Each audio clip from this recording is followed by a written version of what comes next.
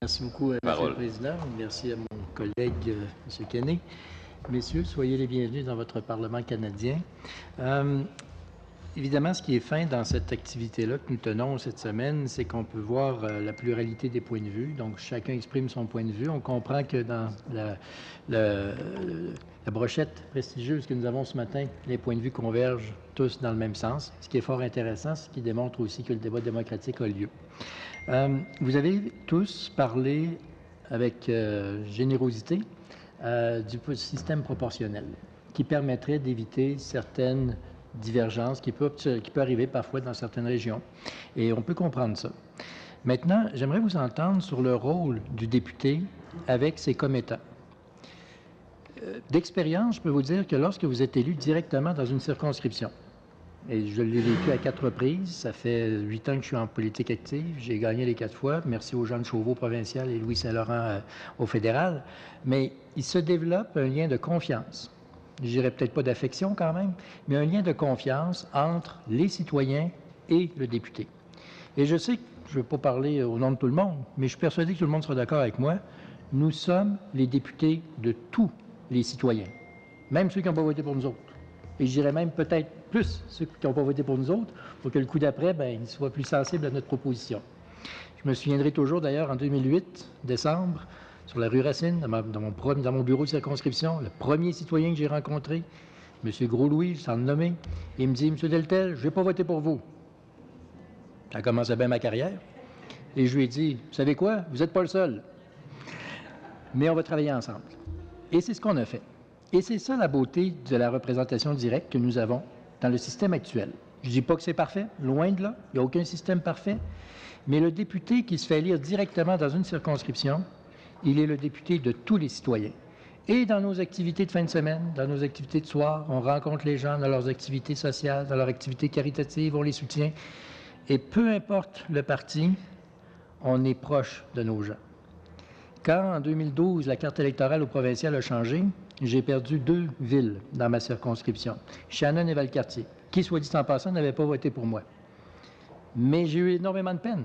Non pas parce que, je perdais du monde qui n'avait pas voté pour moi, mais plus parce que, veux pas, après 4 ans, tu développes des liens avec ces gens-là qui servent à la réflexion politique, même si nous sommes tenus par la ligne de parti, puis tout ça, puis on s'est fait élire avec un programme qu'on défend.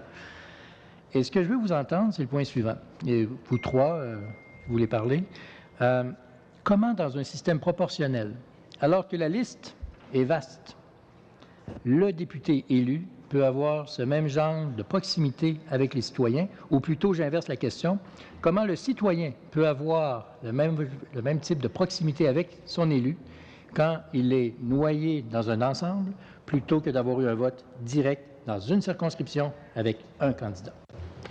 Bon, pour répondre à cela, il faut regarder les expériences. Une chose qui est très intéressante, je parle du système compensatoire, le système que je préconise, où entre 60% et 2/3 viennent directement des circonscriptions, comme vous. Ce qui est intéressant dans ce système-là, que ces gens-là ont plus de légitimité de représenter toute la population de leur circonscription que dans notre système. Pourquoi? Parce que quand vous avez 2 votes, les gens qui votent pour toi dans notre système doivent être des conservateurs parce que sinon, ils vont donner leur vote à un parti pour lequel ils ne sont pas d'accord. Donc, les gens qui votent pour toi, pas les gens qui travaillent avec toi, mais les gens qui votent pour toi sont des conservateurs. Dans le système compensatoire, tout le monde peut voter pour toi.